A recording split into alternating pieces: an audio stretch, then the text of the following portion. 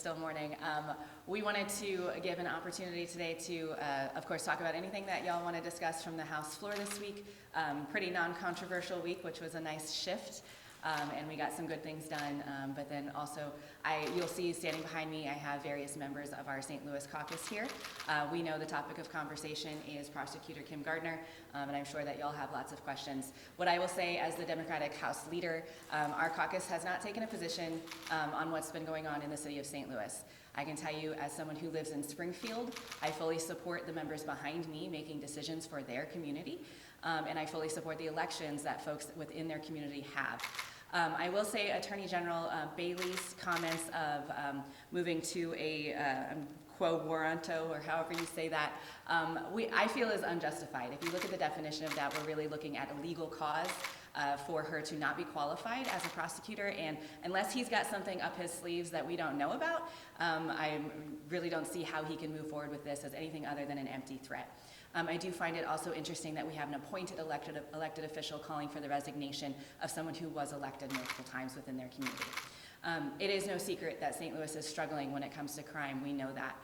But I also want to say that I feel our folks on the other side of the aisle are using this, what's going on right now, as an opportunity to push a political agenda, going after a city that they do not live in and not listening to the voices of the people who live there.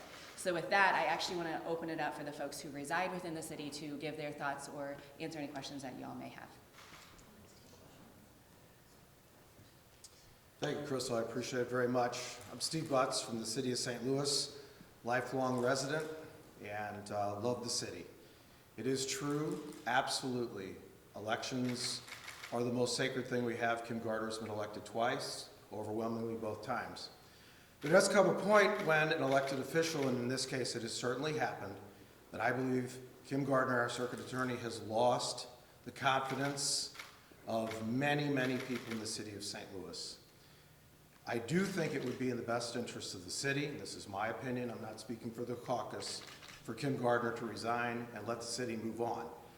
If that's not possible, and I don't know that that will really happen, certainly if she could reach out, reform the office, and accept help from anywhere and everywhere it would come from the legal community, it could help things. That office is understaffed, poorly managed, and simply needs help. This latest case brought it to light. I'm not blaming crime exclusively on the circuit attorney. I think that's a big mistake that gets brought up all the time for people who do not live in the city of St. Louis. When they stripped out the gun bill last week, I'm like, it doesn't matter who the circuit attorney would be. If we don't do something about kids carrying guns in the city of St. Louis, that's not going to change. But this case didn't involve guns. It involved a breakdown in the office. It is important that she step up and take responsibility and correct the mistakes that were made. I think that would go a long way to healing things in the city and somehow helping the family of Janae Edmondson move on. So thank you, and I'll let my other St. Louis City residents share their thoughts.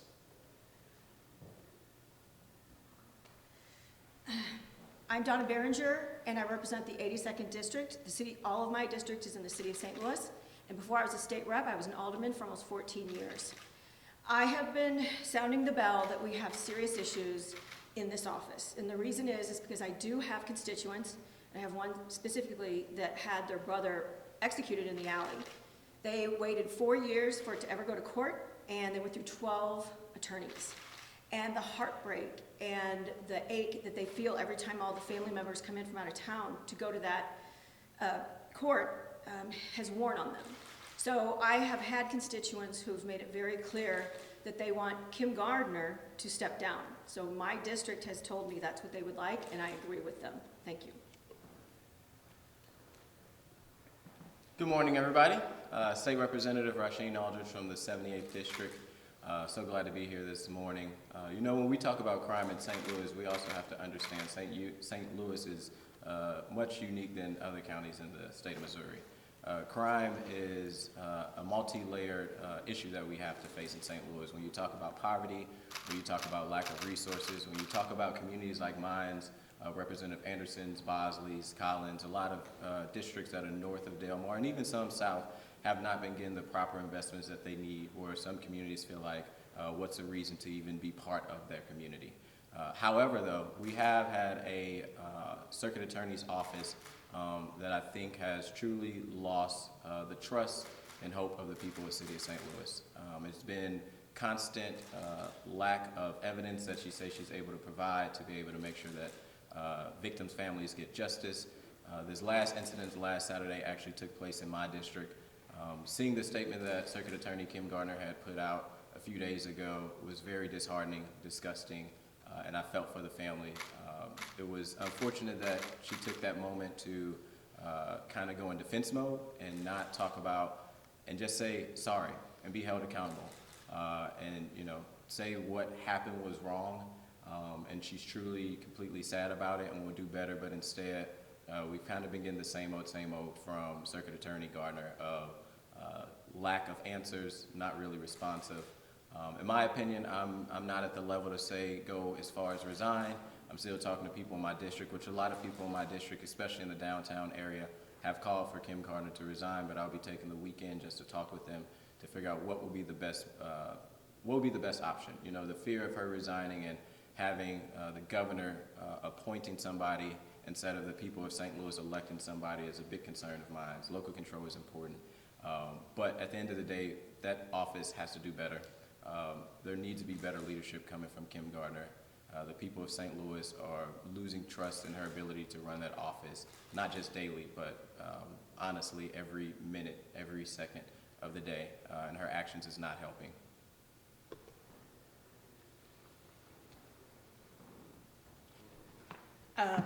First, I think, and I would appreciate if we all could just give a moment of resolve for the Edmondson family that came here for volleyball to participate in a sport that Janae loved. So if we could just do that and resolve for that, I would appreciate it.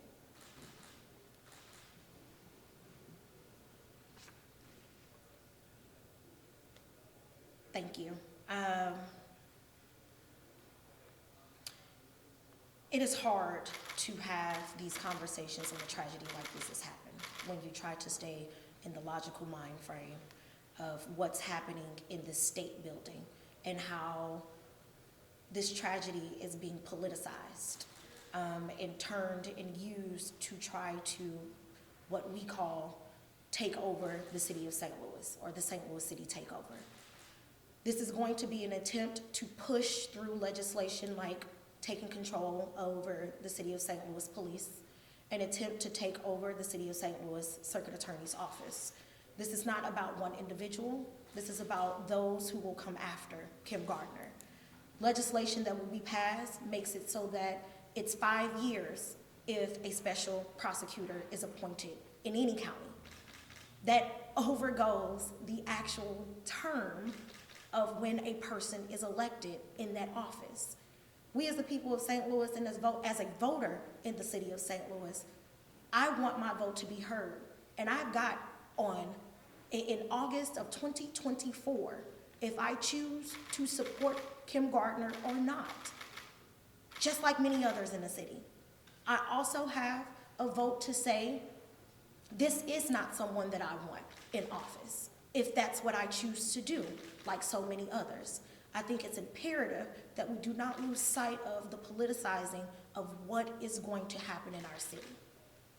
Not only that, trying to take control of our police department when we have consistently asked for assistance in paying our police officers.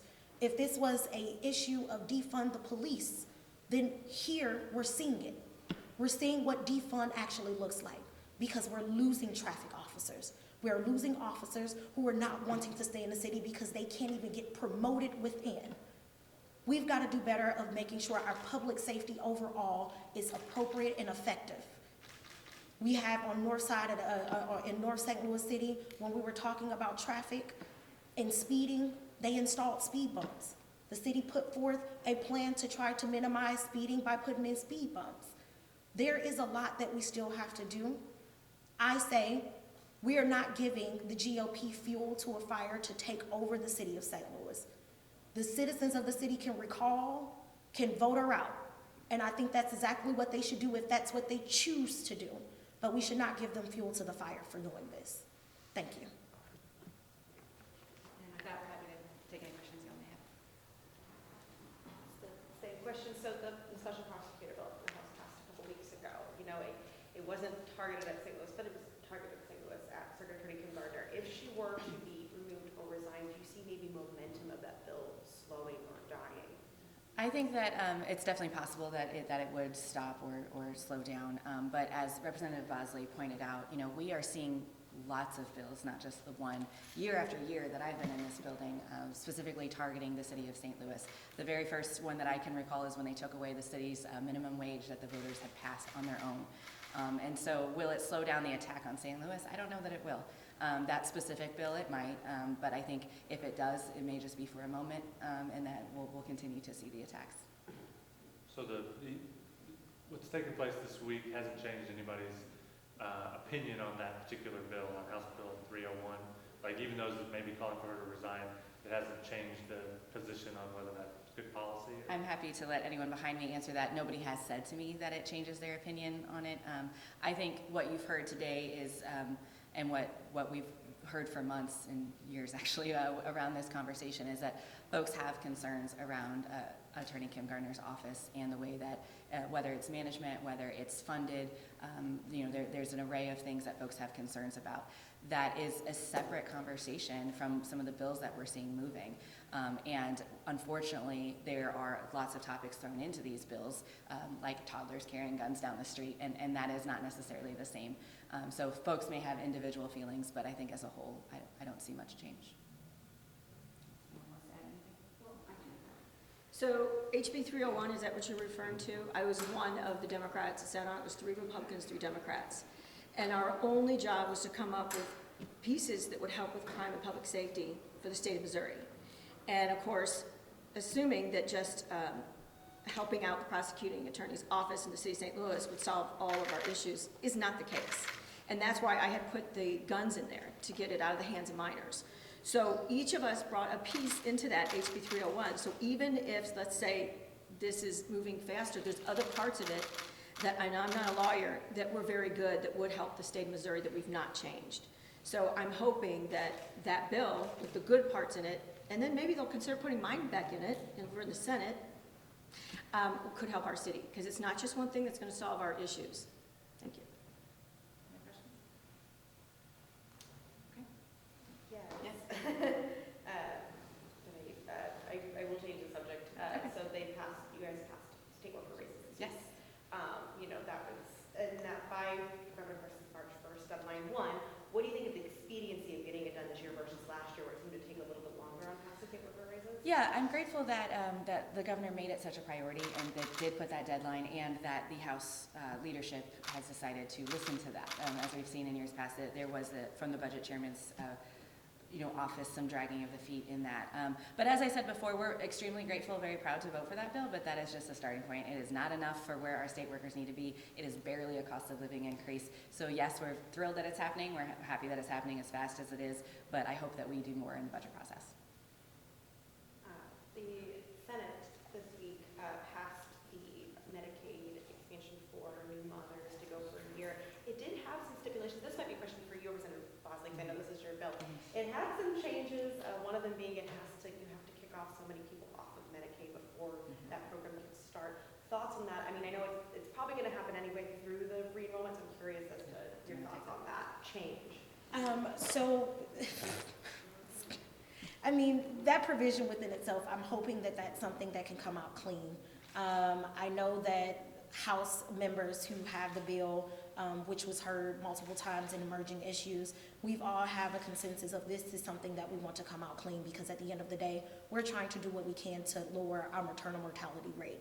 And eventually we're going to have to clear the roles at some point. I'm not saying that I'm okay with this language or not, but it's going to happen, because once you have so many people who reach a certain threshold, they're going to be purged off. So I see this as an opportunity for us to negotiate and have that conversation, but I don't think that this is something that we should absolutely have in statute, in language, to try to force the hand of the department if it's going to be something that's going to happen anyway. There's also an amendment that was an anti-abortion amendment that some over on the Senate side are worried that it could run afoul of federal law, and the federal government might reject it if something similar in Texas. And if it rejects it, I think that that's more of a conversation that we should be having. We're talking about being pro-life as a pro-life state. Making sure that mommy is healthy is also making sure that baby is healthy. So if that's going to do anything to jeopardize that, I know that there is consensus across the House at least, that that is not something that we want to put in jeopardy of something like this. Thank you guys so much. Have a good weekend.